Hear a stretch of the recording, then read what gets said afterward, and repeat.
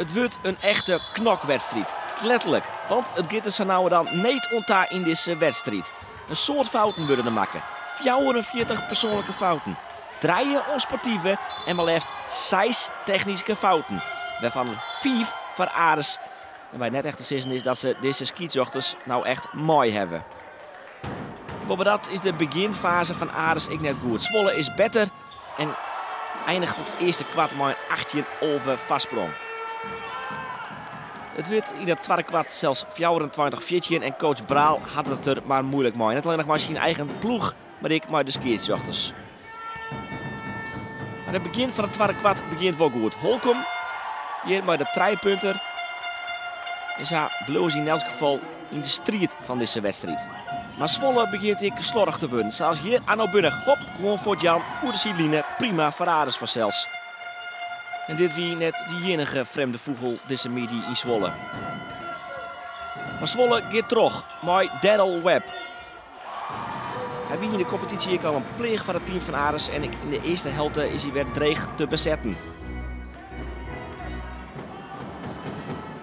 Maar Ares bleut constant. Bleut wat terugspelen en pakt zijn puntjes. Zoals hier met Gerald Williams, die dan ik nog een vrije worp mee krijgt.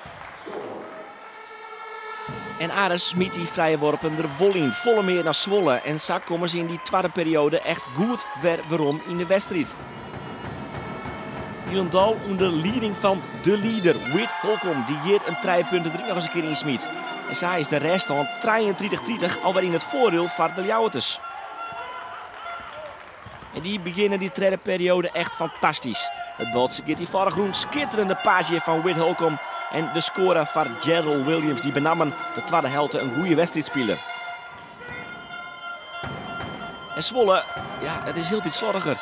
Bal werd Fotjan op eigen helft en dus werd balbezit van Ares. Holcomb hier met een goede beweging en alsof het neer is, hoppa, erin smieten. Hij is on fire, zoals ze dat nemen. Maar Zwolle bleut knokken. De score van Novak. En dan erachterom. Greco. Hij komt Boetenbielt, hup erin en boem. Dunk van Greco. Daar komt het publiek vanzelfs voor.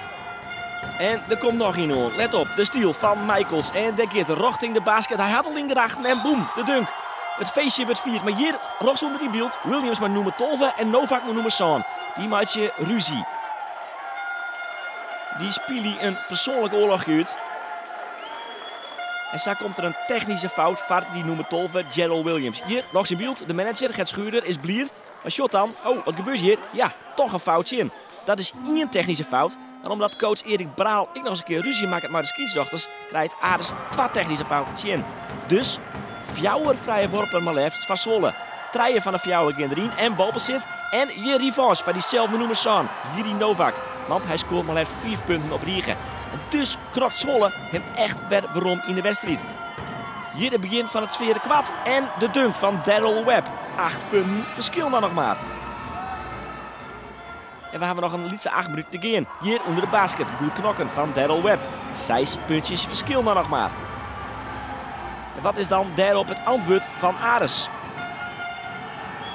Hoppa, deze 3 punten van David Michaels, die ik goed in de wedstrijd zie. En dus is het god werd een Jochem punten. Maar Ares bloot een beetje slordig. Balverlies hier van Tsu de Paula. De fast break en de score van Tanner Smit. En 16 werd maar 4 puntjes het verschil. In de eindfase is het dan alles of neer. Nog 50 seconden te gaan. En die bal gaat er net in. Balbezit dus voor Ares en dan is het eindsdingen. Want Ares had een grote vastsprong en kan die toch echt net meer uit handen Jan. Het wordt in de eindfase dan nog een puntje wedstrijd. Maar Ares houdt die vastsprong echt wel hier. Hier is de wedstrijd die deze keer net maar in, maar dat doet er net daar. Ares wint met 66-76. En 10 kies het al, maatje. Maar een bizarre wedstrijd, dat wie het.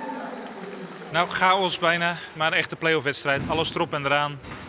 Voorspoed, tegenslag. Meer kan je niet wensen. Een van de meest bizarre wedstrijden ooit misschien zelfs al? Ja, ik heb zo'n wedstrijd nog nooit gecoacht. Met zoveel technische fouten en onsportieve fouten.